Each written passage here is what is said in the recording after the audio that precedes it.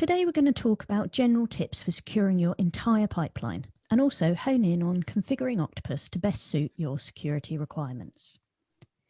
First, we're going to take a look at why is security so important. I mean, this might be a really obvious thing, but actually it's worth just taking a look to consider why. Then we're going to have a look at securing your CI/CD pipeline and have a general high-level rules to consider throughout the process. Then Derek will cover the authentication providers that you can use in conjunction with Octopus. And then he's going to have a look at how we're going to configure SSL with Octopus. After that, I'll have a look at how you can secure your workers and how the reasons why it is better to use workers if you can. And then I'll take a look at how you can use Octopus to proactively monitor events with subscriptions and centralized logging. All right, so yeah, why? So security is central to everything we do within IT. There's always going to be the risk that someone's going to come in and attempt to access data or disrupt systems, whether maliciously or by accident. I think we've all either hit that wrong button or known somebody who's truncated a table in the wrong database. I come from a development background, and security is always something I've had to keep in mind, whether working in the finance industry or insurance, and pretty much everywhere, actually. You've got to think about things like script injection, encryption, and making sure everybody's looking at best security practices. Derek, you come from an ops background, don't you? So you've got sort of a different perspective on things. Yeah, certainly. I've done a lot of security testing, penetration testing, all that sort of good stuff, and it's really critical. Obviously, with that, one of the biggest issues just now is the amount of data leaks that's happening, and generally it's down to the squishy bit in between the keyboard and the chair. Sometimes they're referred to as human beings. And they tend to cause the problem. And one of the things is one of the things I always recommend is take some form of responsibility for your own personal security as well. And just one thing I'd always like to point out is you check out Troy Hunt's website, Have I Been Pwned? That actually gives you an idea just to how important not only is your personally identifiable information, but it could be your finance. Obviously there's some brand issues there if there is a breach. So it's just something to be aware of, and it's the why is very important. It's really, make sure you're protecting the data, the people, the infrastructure, and also what your CI/CD pipeline today. Absolutely.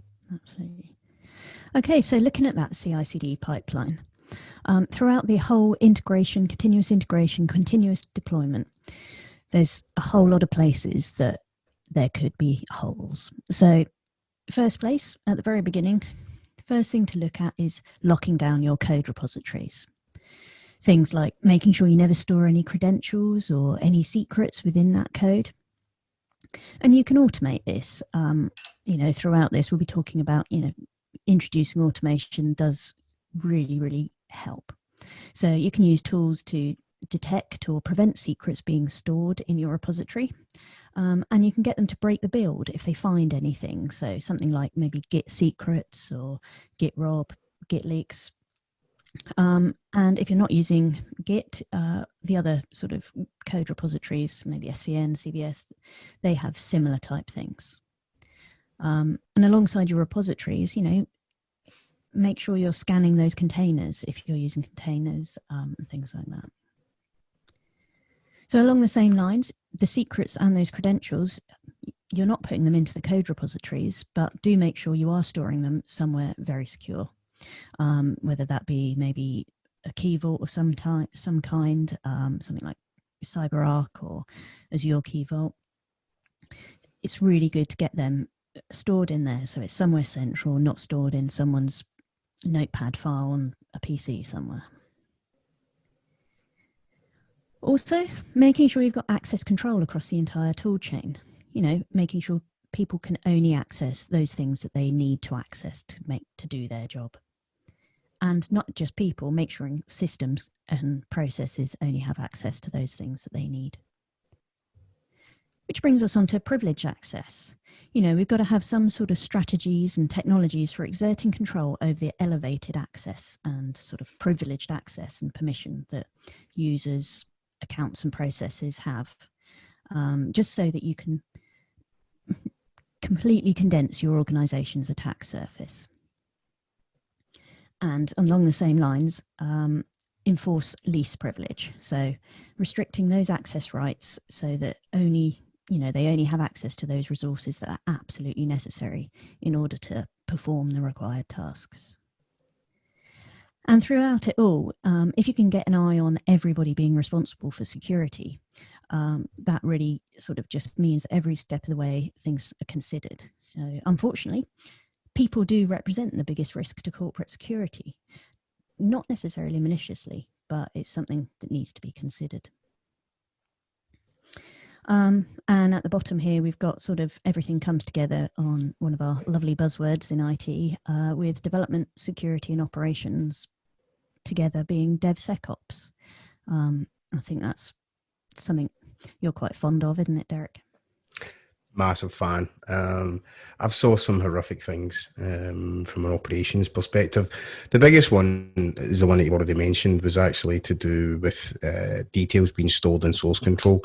Quite often I saw transform files with SQL connection details for dev, test, pre-prod, production. Often it could even be, people's laptops. That's definitely the biggest one that I always saw. And I've definitely, there was one other time I had a developer, I uncovered the fact that there was he had made a private repository public. Unfortunately, the person couldn't figure out how to do certificates for source control authentication for your pulling and your pushing, etc. So they decided to open up anonymized access so that they could basically pull the source code and then commit to it. See the picture of Jean-Luc Picard earlier on. There was certainly an element of that. It was, and often what also I did see was people throwing things over the wall without really any sort of handover or explanation. From a security perspective, that sort of handover is really important. In actual fact as well, see you're saying about CyberArk and Azure Key Vault, you can also store your credentials and sensitive information in Octopus as well as sensitive variables. But yeah, I've definitely saw some interesting approaches to security. Okay, so I'm going to jump in and have a chat, talk about securing CI/CD pipelines. I think it's really important. Often what I see is, CD, so Octopuses can be configured on HTTP rather than HTTPS. You see the focus is on the security, is on the endpoints. That could be your web server or a web farm, for instance, and it's about protecting that.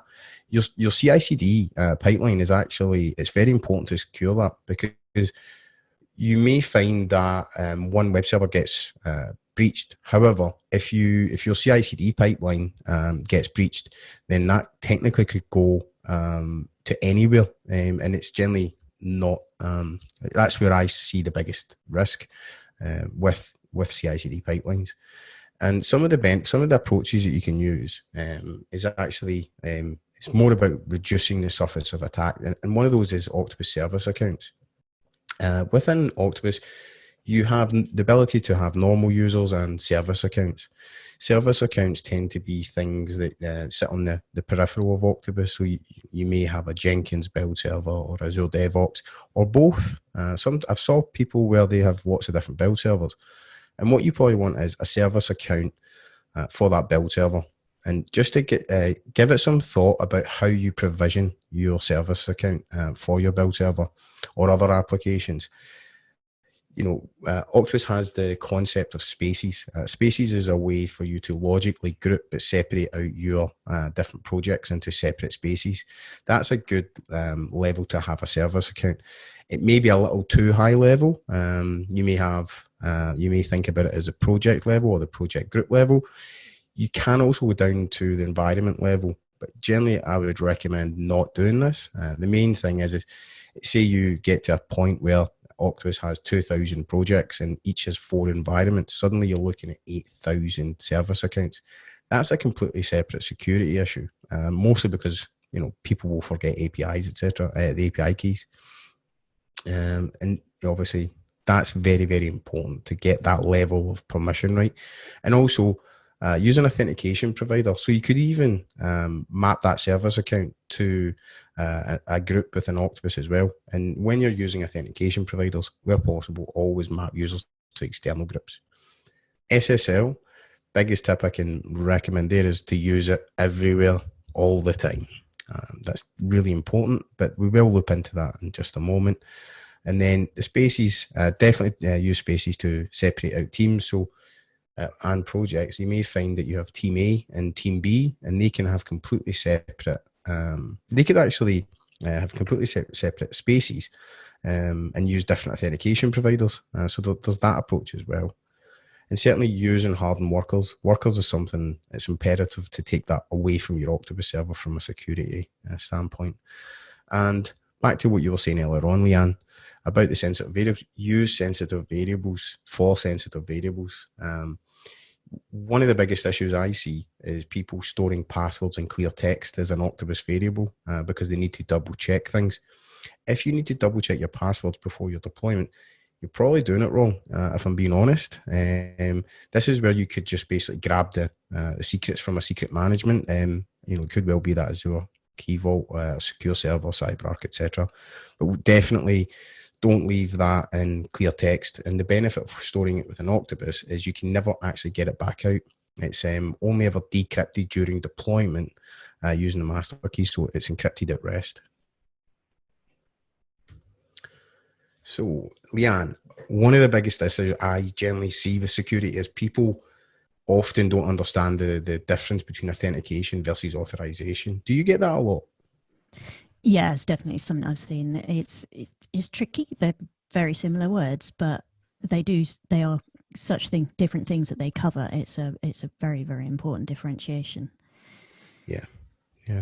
It's funny. I think it's because it happens almost simultaneously. Authentication is the method of confirming who a user is. So say, for instance, you have a user called Jane.doe. Jane has a password, and authentication is when Jane inputs a username and password, and the authentication provider comes back and says that's a successful logon. Authorization is actually the method of confirming of what level of access that Jane.doe has. So you may find you have resource 1 and resource 2. She may have access to resource 1 through an external group, and then but doesn't have access to 2 or vice versa. So that is the difference between authentication and authorization. So one of the things I often get a question is, why use authentication providers? And that's a really good question, I think. With authentication providers, it gives you that centralized single source of truth for authentication.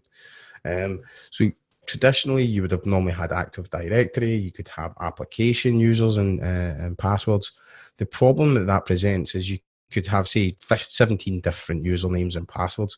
You may have the same password, you may not, but generally you have to go through 17 different systems and change all the details just to be sure. With the authentication provider, you have that one, that single source of truth for authentication, and that could be users, groups, etc. Also, with Octopus, you can also use more than one authentication provider. And one of the biggest benefits, I think, is single sign-on. So if you're authenticated against your authentication provider in Azure Active Directory or Active Directory, then you can just simply log in without putting in any username or password because you're already authenticated.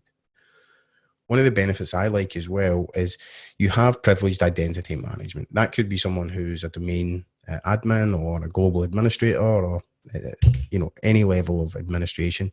And with this is you often have privileged identity management and monitoring. So you could use something to monitor and see how risky a login is, automatically have it drop off and reset the username and the password for the user at next logon. So lots of peripheral services and benefits around authentication providers. And what it does do as well is it also gives you an easy access review, because you only have to audit one authentication provider. But definitely, I think the biggest benefit is multi-factor authentication. And the question is here is, what is a multi-factor authentication? It's in the description. It's using multiple forms of authentication. It generally includes a username and password. That tends to be what you know. And then the second bit is something you have or are. And quite often that can be a phone, so it could be your app, a Google Authenticator, Microsoft Authenticator. It could be your thumbprint, for instance, as well. But it's definitely something to use. And the benefit, you could actually tell someone, and I'm not saying you should, please don't go and tell everyone your username and password. But what you could technically do is tell someone your username and password, and then they still can't log on because the multi-factor authentication, because they don't have access to your phone. So that's just something to think about. So let's talk about some Octopus authentication. Octopus comes in two different flavors. You have the Octopus Server and Octopus Cloud. Server's been about since 2012. Cloud was launched in 2018. And some of the authentication providers that we support is username and password, Active Directory, Azure Active Directory, Google, Okta, and Octopus ID. So Octopus Server, you can spin it up and just have a built-in username and password, and just you don't have to integrate it with Active Directory, for instance. More often than not, I generally find people do integrate it with Active Directory, and that does work on premise. Along with that, so does Azure Active Directory, Google, Okta as well, but Octopus ID doesn't. And we do have detailed documentation on how to set this up. So let's jump over to Octopus Cloud. Username and password is supported, but only via Octopus ID. We have Active Directory, and that unfortunately isn't supported with Octopus Cloud. The main reason for that is you normally have to be on the same network, or at least connect to a domain controller. Azure Active Directory and Google are both supported in cloud. However, this is done only via Octopus ID.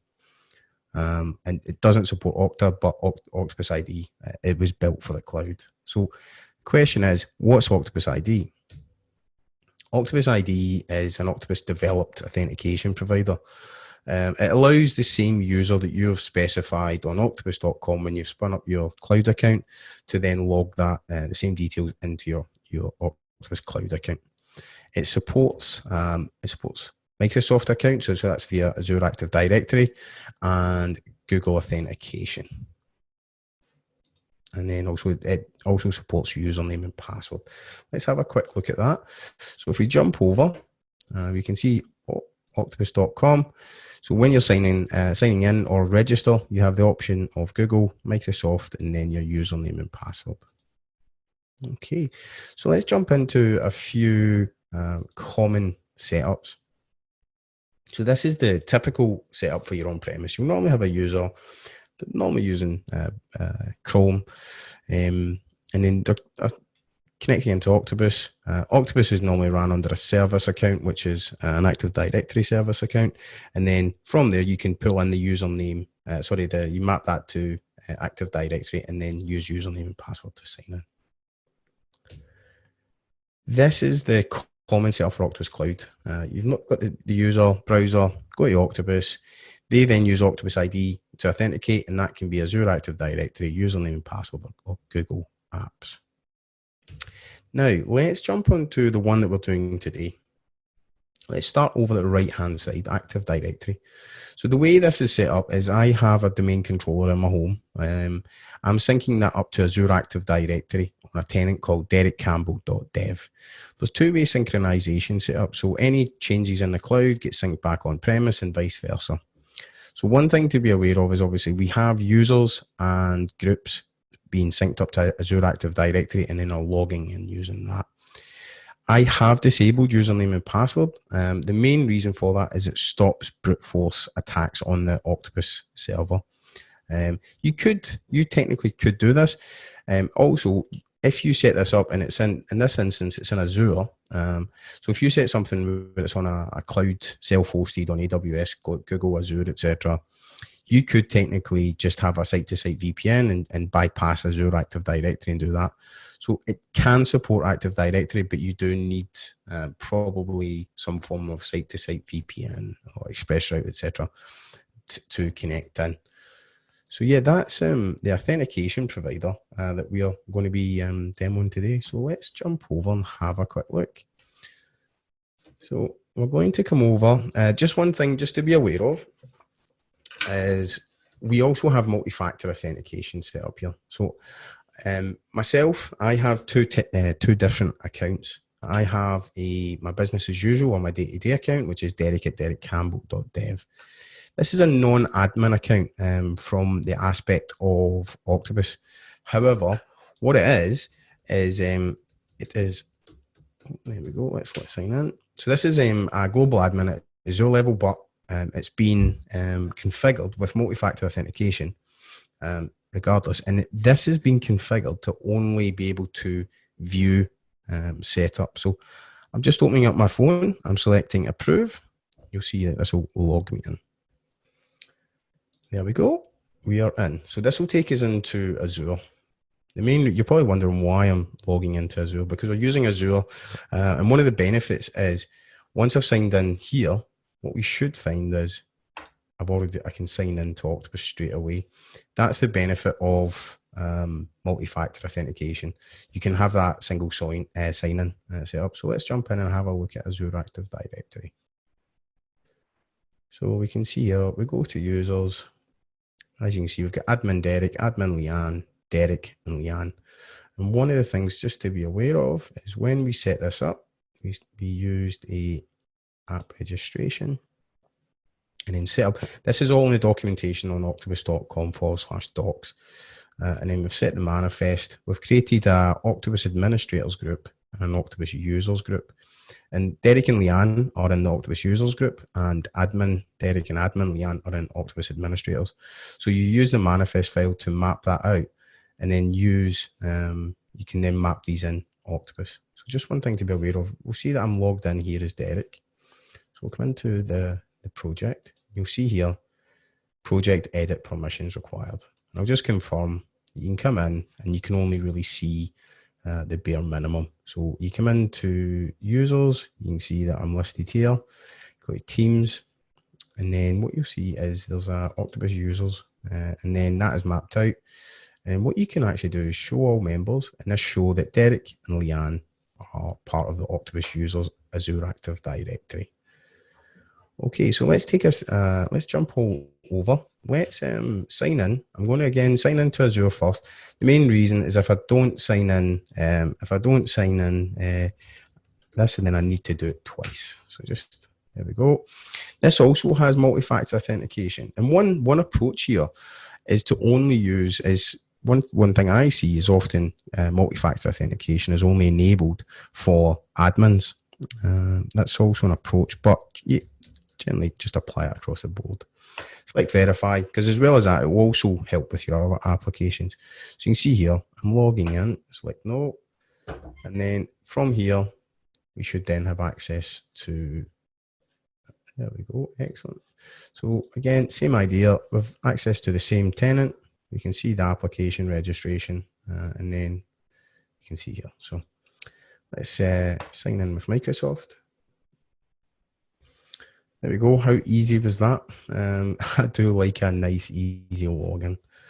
So again, same idea. As you can see, I've got admin. We come into Teams. We come into Octopus administrators. And then as you can see here, I've mapped this out. Show all members, and then there should be 3. We do also have a rogue admin account. So yeah, that's how you set up multi-factor authentication for Octopus via Azure DevOps. And one thing just to be aware of, like I said, you can have more than one authentication provider. So let's jump over to admin Derek. So as you can see, my email address via Azure Active Directory is admin-derek at derekcampbell.dev. And then you also have Google Apps. So I can not only can I log in with my Azure Active Directory, but I can also log in with my octopus.com email. It's quite good to have a backup authentication provider that you can use potentially as well. You can also just drop down to command line. And one thing just to be aware of, if you need to enable any of these, it's under settings. You come into Active Directory, you can see that Active Directory is disabled. We also have Azure Active Directory. This is enabled, and you'll see there's a client ID and then an issuer. If you jump back to Azure, if we come down to properties, you'll see here that we have a directory ID which ends in 1E4. So we come back to here, you can see here that the issuer is 1E4 as well. So that's the same ID. This is basically specifying the tenant you're authenticating against. And then the next one is application registration. Come in here, and then you'll see the application or the client ID here where it's BF3. And then what you'll see here is within the client ID is BF3. So that's specifying the application registration ID and the issuer, and that's how it puts those two together and authenticates. Then we also have Google Apps as well. This is, I've set this up on octopus.com. And then lastly, you can see here Octopus ID as well. That's just something to be aware of. So yeah, and we've got some Okta stuff there as well. We also have that information. And one of the biggest things that I generally recommend is to disable username and password. You're probably thinking why, but it just effectively removes any sort of brute force attack on your Octopus server. They would only have the ability to use an authentication provider. But saying that, you always have to have a Octopus user. You just can't you just can't log in with it. So as you can see here, whenever you create something in an authentication provider, it has to map it back to a user within Octopus. So as much as I logged in here, but as you can see, we also have two different authentication providers this person can log on with. Okay, so that's authentication providers. Let's jump over and talk SSL. So SSL is secure socket layers. It's a way for you to encrypt everything between the browser that a user is generally using in your end server.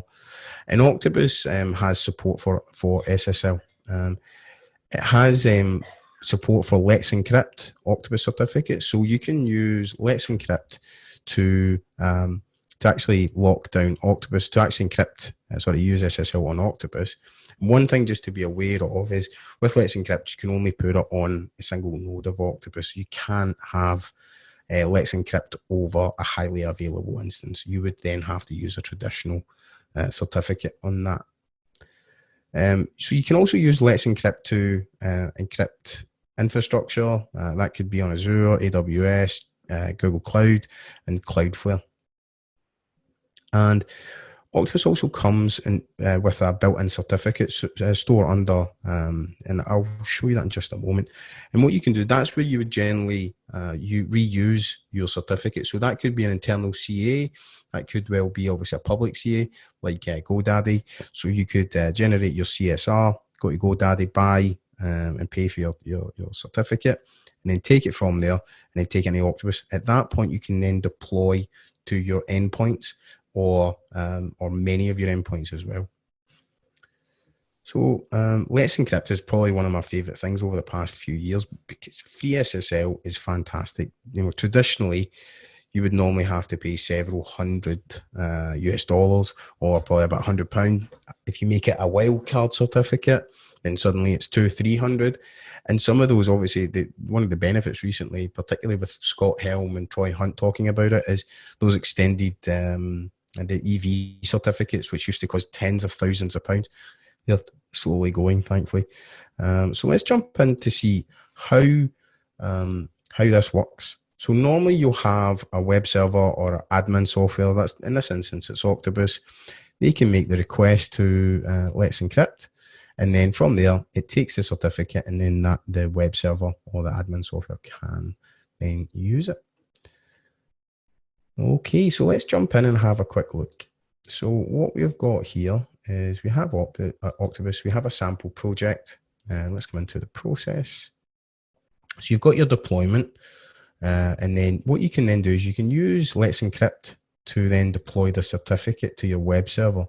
Or lastly, use your built-in Octopus certificate. So if you come into here, you go into library, you'll see certificates on the top left-hand corner. And then in this instance, I have my ADFS certificate, which I've generated via Let's Encrypt. I mean, ADFS is horrible at the best of times, I generally find. But, you know, free certificates, rather than having to set something up, is always great. Actually, free certificates is always a good idea. And you'll see here, if you jump over to our library.octopus.com, then you have, let me see, SSL. There's a whole bunch of steps. And then you've got Let's Encrypt, which does Azure, Cloudflare, a general SSL certificate, Google Cloud, AWS, and then there's also a whole bunch of other steps that you can use. And that, yeah, so that is that's SSL. Okay, so that's me, and I will now hand you over to Lianne. Thank you, Derek. Okay, so going to take a look at workers, but before we do, I'm just going to have a quick look at tentacles. So tentacles are the part of Octopus that comes in two flavors. So we've got the deployment targets, which is where your deployment will end up, where you're deploying to. And then we've also got workers, which is a type of tentacle, which is a machine that can execute some of those steps within your process on behalf of the Octopus server. So the reasons, I'm just going to step through. So when you set up a tentacle, you choose whether it's going to be a polling tentacle or a listening tentacle. So let's take a look at the listening tentacles. So a listening tentacle will sit and await instruction, await a connection from the Octopus server, giving it a task that it's going to carry out. It sits there and it listens on a TCP port. And in this instance, the tentacle is the TCP server and Octopus is the TCP client. All of this, it's secured using SSL on both sides of the conversation. The Octopus server knows the public key of the agent on the tentacle agent, and the tentacle knows the public key via a thumbprint of, both sides know the thumbprint of each other's private key. So this means that we've got a fully secured conversation going on, and it ensures that your Octopus server will only issue commands to the tentacles that it trusts, and the tentacles will only ever accept commands from an Octopus server that they trust. So we tend to favour listening tentacles over polling tentacles for a couple of reasons. First of all, they use less resource, which I'll come on to when we look at polling tentacles. And also, you've got a little bit more control over things like the firewall. So you can lock down your Octopus server firewall because it's polling out to the tentacle itself, and there's only that one port that needs opening. On the other side, you've got polling tentacles. So a polling tentacle will sit and poll in on a regular basis into the Octopus server, looking for any tasks that need to be carried out. So conversely to listening, in this instance, the Octopus server is the TCP server and the tentacle is the client. Again, this is secured in exactly the same way as a listening tentacle through SSL, both having the public keys of the other side of the conversation. And so the actual security, you know, and the SSL is exactly the same. It's just the direction of the conversation that's going on. Now, the reasons you might want a polling tentacle is, say you're deploying to a third party and they're not overly keen on you putting connections through their firewall. So if you use a polling tentacle, it would only need to be an outbound firewall rule that would need to be configured so that the tentacle can pull out to the Octopus server. Also, it might be that you've got maybe in retail or something, some scenario like that, where your tentacles sit on machines that have got dynamic IP addresses or they're sat behind a NAT. So we've talked about resources in the previous slide. So the reason this is going to be using more resources is because the tentacle agent is going to have to sit there and it will have to pull out regularly. Even if there's no instructions to perform, it's still regularly going to have to pull into the Octopus server. And another thing to configure is if you do set up high availability, that configuration is slightly more tricky if you're using polling tentacles.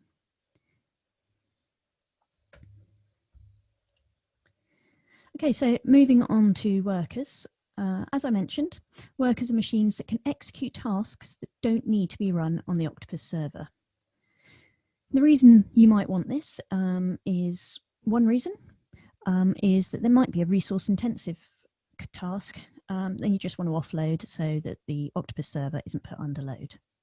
From a security point of view, it might be, there's always that risk, that very small risk, that a hostile script or something like that could make its way into your pipeline. And the Octopus server, it runs under a privileged account. And so if that hostile script runs on that, it has a lot of access. So if you can set your workers up to run under different security contexts with not quite such high access, that reduces the risk. And as with any server you're using, you do want to set up the same hardening measures as you would on any of your servers, making sure that the firewalls are closed down, you're all updated, and it runs purely what needs to be run.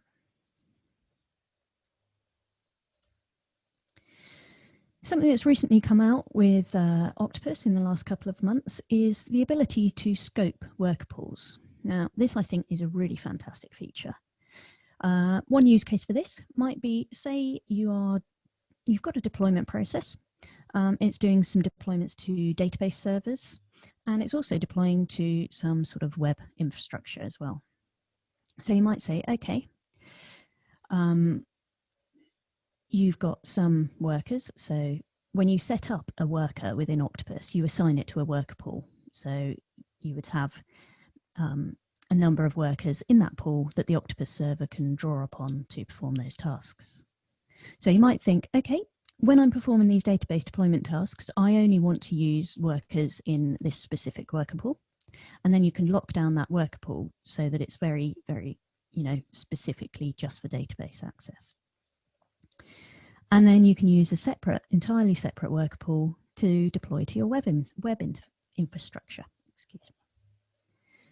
Another scenario is the diagram we've got on the screen here, which is maybe you want to use an entirely separate worker pool for your production deployments. And this puts a hard wall between any of your test and dev environments and production. Just adds that, another layer of security into it. And so you can use entirely separate accounts that those workers are running under and give those access to your production resources, but the other workers have none. Okay, so let's take a look at the scoped worker pool. So you can see down at the bottom here, we've got a project.worker.pool variable, and this has a number of worker pools that have been scoped by environment. So we've got 4 environments there: development, production, staging, and test. And if we go up and we take a look at that deployment process, we've got a script task in here, and that script task uses that variable, the project.worker.pool. And so when that script task runs, dependent upon the environment it's used, it will use that variable. Okay, so let's now move on and take a look at subscriptions. So Octopus can be configured to set up a number of subscriptions to subscribe to events that are happening within Octopus. And this gives you a way of sort of proactively monitoring what's going on without having to sort of keep an eye on everything. It might be that you want to be alerted to deployments to a specific environment, maybe anytime there's a production deployment. It could be that you want to be notified anytime specific documents are updated, maybe a user's added or something like that. Or as Derek mentioned, it could be something surrounding certificate expiry and things like that. So these subscriptions, they can be configured to either send out an email, which would be maybe a digest of those events. It could be every hour, every day, maybe weekly. Or it could be a webhook, which will send a JSON payload out to an endpoint, which can then be consumed to perform a number of actions, whatever you desire. So those endpoints, it could be maybe an Azure function, or the equivalent in AWS, a Lambda function, or it might be a workflow system like Zapier. So what we've got here is an example of using Zapier. So first of all, let's take a look at how we configure that subscription within Octopus. Over in the Configuration tab, if we go down and look at subscriptions, this is one I've set up where it's going to take a look at user and team being modified. So this goes in and it's taking a look at any created, deleted, and modified events that occur on user role, or team. And down here is where you would configure your email notifications. But today we're using a webhook. So what this is going to do is going to send that JSON payload to this URL. Let's go and take a look at how we get that URL. So as I mentioned, we're using Zapier. This is a workflow configuration tool where you can have a number of steps that perform certain actions, and there's thousands of different configurations you can choose. This is a pretty simple one here. This is going to catch that webhook and send a message to Slack. So I've gone in and I've chosen webhook and I've said catch that webhook. And at that point, it's given us this URL of where we need to send that JSON payload to. So this is the URL that we would place back here in this payload URL field. So I ran a test when I picked this up and I amended a team within Octopus, and that sent out this test payload with all these properties that were picked up and shown here. So with that, I could then continue on through and configure the message. So Slack is a messaging tool, much like Microsoft Teams or Skype or Discord or something like that. So you would go in and we're just going to use that to send a message out. So you could say send a channel message, a direct message. There's a number of things. We're saying send channel message. And I've configured it to access our Octopus demo Slack account. And I've customized the message with the items from that JSON message that were identified in the previous step. So first of all, it's going to show the name of the subscription that we configured within Octopus. Then we're going to pick out the URL in Octopus where we can go and take a look at the order entry. Then we're going to see what that message actually was and the user that caused the event to fire. There's a number of different settings here. I'm not going to go into those in detail today. And there you go, that's done. So we switch that on, and what that's done every time that fires, that sends a message through to this Slack channel, the sample Octopus admin channel. And you can see as Derek and I have gone through and prepped for this webinar, a number of things have been fired on through. So an API key was generated, roles were changed, teams were modified. And this link takes you on through to Octopus, the order entries. So you can see here, API key. It's worth noting, audit within Octopus is pretty comprehensive. It's a really good way of getting a good trail of everything that's gone on so that you can, record for compliance reasons and things like that, everything throughout your deployment process. Okay, so that's subscriptions. And now we're going to take a look at logging. So another way to be a little bit proactive is just to keep an eye on the logging that's occurring on your Octopus server. Octopus uses nlog to configure where the logs go. So this makes it really easy to then send out to different logging targets the information. Why would you want to do this? Well, this log file exists on your Octopus server. And you don't want everybody logging onto that server, opening up the log file and searching through. So if you can configure that log to go to a centralized log management tool, that's a really great way of just removing that risk of people going on that server. And also, you can create alerts. So if you use a lot of these log management tools, you can create an alert. So if an error has occurred or something like that, or some sort of query you can assign to that logging, you can create alerts so you don't have to go in and look at it until you get told about something. Okay, so we've set up a paper trail demo here. So let's go and have a look at what we've done. So I've gone into the nlog file, followed the directions in the paper trail documentation, which are good and comprehensive. It did ask us to copy DLL into the directory. This is all covered. I'll put a link in the follow-up email to give more detail. So we've got this assembly that was added here. Added this section here, this adds the target. So it adds an option for logging to be sent out to PaperTrail. And when you configure your application within PaperTrail, it gives you this subdomain entry to put there and also a port. And finally, added this PaperTrail entry into the rules. So I've asked that everything of info and above, right up to fatal, gets sent through to that PaperTrail target. So once you've changed that, you restart your Octopus server and you go through and you can see in PaperTrail that we've got a lot of entries that have come through. So it's quite nice. You can see where Derek was talking about synchronizing with Active Directory. This all gets sent through and updated in the log file.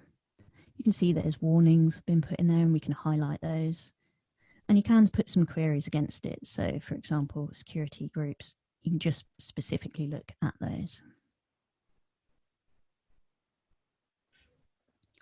It is worth mentioning that any upgrades you do to Octopus will reset this nlog config. So you should take note of the configuration changes you've made just so that you can update those when you're updating. Okay, now let's take a look at hardening in general. So security hardening. First of all, I'd like to reiterate Derek's comments from earlier. Service accounts are really useful and a really good place to look at your security from a user perspective for processes. You can use them so that system activities are not linked to individual users that may leave the company and all of a sudden some of your system stops working because their account has been disabled. One thing to mention is, though, do use them for scoped tasks. Do not have sort of an all-powerful service account. That is not good. Also, separation of duties. Always have more than one person completing a task. So, you know, you're not having the developer coding, testing, and pushing it through all the environments. Even if it's just to catch an accidental thing, you know, it's always good to have that second pair of eyes on things. As part of that, you can use within Octopus manual interventions. So this allows you to sort of add having a gatekeeper. So maybe before you do that production deployment, you want could be a stakeholder team, an individual from that team, or maybe a DBA before some sort of script gets run, or your sysadmins. So you can have them running, allowing that process to continue. And as mentioned earlier, least privilege. So make sure the user's access relates to their role at the company. I don't want access to a production environment unless I need to. I don't want any possibility at all that somebody can click on the button at the wrong moment or for the wrong task. Keep on top of CNAMEs. So it's always good to tidy up any resources you're not using. Primarily here in this sort of scenario, we're talking about CNAMEs. Any DNS entries for subdomains could, you know, leave yourself open to a subdomain takeover. So it's all about sort of tidying up after yourself. And then runbooks. So we use within Octopus runbooks a lot to automate this sort of process. So security hardening to run those scripts against your servers, and you can set it up as some sort of desired state configuration. So maybe every night you run that security hardening script, and what it does is it resets everything back to that desired state. And alongside of that, you always want to keep your servers up to date with the latest patches. And again, that can be automated through your runbooks. I know you've got quite a few runbooks running on your home servers, haven't you, Derek? Sure do.